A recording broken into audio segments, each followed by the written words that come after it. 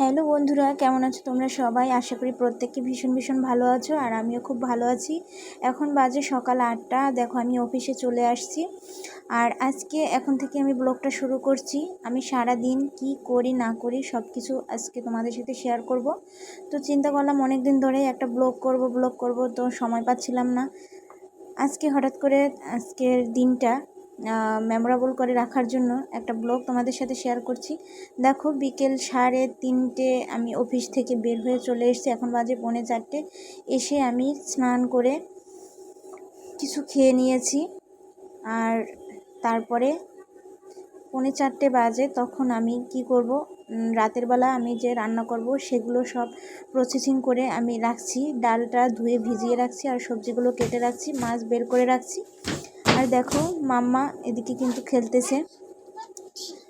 এখন যাব বাহিরে, দেখব যে বাহিরে কি শুকা দেওয়া আছে কাপড় চোপড়, এগুলো সব এনে ভিতরে গুছিয়ে রাখতে হবে। যা শুকিয়ে গিয়েছে সেগুলো ভাঁজ করে রাখতে হবে, আর যেগুলো শুকোয়নি সেগুলো মেলে দিতে হবে। এরপরে দেখো আমি 4:10 বাজে, তখন আমি একটু বিছানায় গা দিলাম, জাস্ট 5 থেকে 7 মিনিটের জন্য। আর এইটুকু রিল্যাক্স যদি না করি তাহলে শরীরটা খুবই খারাপ হয়ে যায়। এরপরে কিন্তু মাম্মামকে নিয়ে কোচিংয়ে যেতে হবে। এজন্য আমি চেষ্টা করি সব কাজ তাড়াতাড়ি গুছিয়ে যেখানে যা ছিল রেখে দাও, যাতে একটু এগুলো নষ্ট হয়ে যাবে তো বাবা। 5 মিনিটের জন্য বেড রেস্ট করতে পারি। আর দেখো মাম্মা এদিকে দুষ্টামি করতেছে। মাম্মা যে কি পরিমাণ দুষ্টামি করে, সারা দিন বাসায় বসে এই এখানের জিনিসপত্র ওদিকে নিবে, এলোমেলো করে রাখবে সব কিছু, আবার মাঝে মাঝে খুব গুছায়। না, মেয়েটা খুবই লক্ষ্মী আছে, মাঝে মাঝে খুব গুছায় আমি বললে পরে, কিন্তু কিছুতেই যেন আমার কথা শোনে না। মাঝে মাঝে এমন করে সব কিছু এলোমেলো করে রাখে, কাপড় চোপড় সবগুলো র্যাক থেকে বের করে রাখবে, জিনিসপত্র সব একদম এলোমেলো করে রাখে। বাচ্চা তো ওই জন্যই এরকম করে, বুঝি।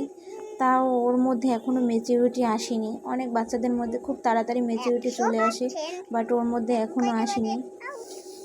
যাই হোক, ওর কোচিংয়ের সময় হয়ে যাবে। ওর কোচিং হচ্ছে 5টায়, তো আমার অফিস ছুটি হয় 3:30 অবধি।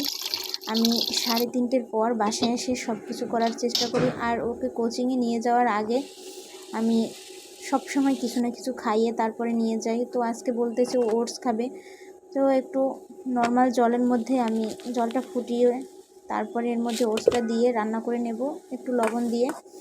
এরপরে এর সাথে বাদামের গুঁড়ো অ্যাড করে দিলেই ও খুব টেস্ট করে খাবে।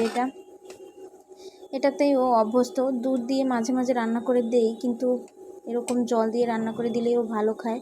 আর যখন এটার সাথে বাদামের গুঁড়ো অ্যাড করি তখন খেতে খুব ভালো হয়। 4-5 প্রকারের বাদাম আমি একবারে গুঁড়ো করে মিক্সড করে তারপরে গুঁড়ো করে রাখি কৌটোতে ভরে। এরপরে অল্প একটু একটু করে ওটসের মধ্যে দিয়ে খাওয়াই। এই যে খাওয়া শেষ, এখন ওকে রেডি করে আমরা কোচিংয়ের জন্য বের হচ্ছি। এই যে ও কিন্তু যাচ্ছে। কোচিং থেকে চলে আসলাম, এখন বাজে 7:30। আস্তে আস্তে আমাদের 15-20 মিনিট চলে যায়। এসে তারপরে একটু নাস্তা করে দিলাম, কোকো ক্রাঞ্চ ও খাবে বলতেছে, তো একটু দুধ দিয়ে এটুকু রান্না করে দিচ্ছি। স্কুল শেষ করার পরে মানে ওর অনেক ক্ষুধা লাগে, এজন্য বাহিরের যেহেতু হাবিজাবি কিছু খায় না, তো চেষ্টা করি বাসায় কিছু তৈরি করে দেওয়ার।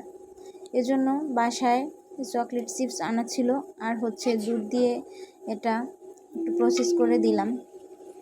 এটা খেয়েও কিছু সময় থাকবে, আর আমি এই সুযোগে একটু চা করে খাচ্ছি। আমি সাধারণত রং চা খাই, একদম অল্প পাতি দিয়ে আর চিনি ছাড়া। এটাই কিন্তু আমি সবসময় খুব ভালো লাগে ভাবে খেতে। তো চাটা বানিয়ে নিলাম। আর দেখো এদিকে আমি নিয়েছি হচ্ছে কিছু মুড়ি, একদম 1 মুঠ মুড়ি, আর একটু চানাচুর, একটা পেঁয়াজ কেটে নিয়েছি, আর একটু বিস্কুট। খাওয়া শেষ করে আমি রান্না বসিয়ে দিলাম। এই তো রান্না হয়ে গেলে তারপর মামাকে পড়াতে বসবো। আর দেখো ওর জন্য দেশি মুরগি, ছোট বাচ্চা মুরগি আছে, ওইটা আমি রান্না করছি। ও আজকে মাংস খাবে বলতেছে, তো এর জন্য আমি চিকেনটা রান্না করে নিচ্ছি। রান্নাটা কিন্তু প্রায় আমার কমপ্লিট হয়ে গেছে। এরপর রুটি বানিয়ে রাখলাম, প্রায় 20 পিসের মতো রুটি আমি বানিয়ে রেখেছি। আর রুটিগুলো সেদ্ধ করে কাই করে বানিয়েছি, বানিয়ে তারপর হালকা একটু চুলায় ছেঁকে দিয়ে এভাবে আমি ঠান্ডা করে প্লেটে ফ্রিজে রেখে দেব। এতে আমার 2-3 দিন চলে যাবে। এরপরে মাম্মাকে একটু লেখাতে বসবো। এরপরে মাম্মা লেখাপড়া শুরু করে দিয়েছে।